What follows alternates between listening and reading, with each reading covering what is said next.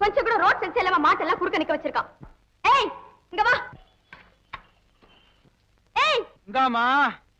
என்ன ஏங்க? என் பேரு வேலை தெரியுமா? இந்தா மேன், நீதானே மாட்டுக்கார?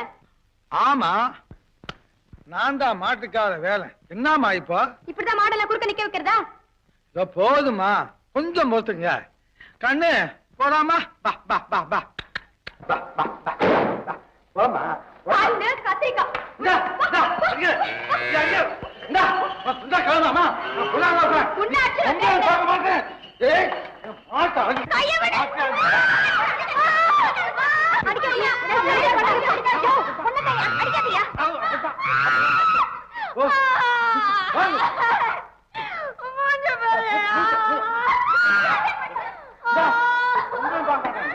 பொம்பளை சொல்றதுதான்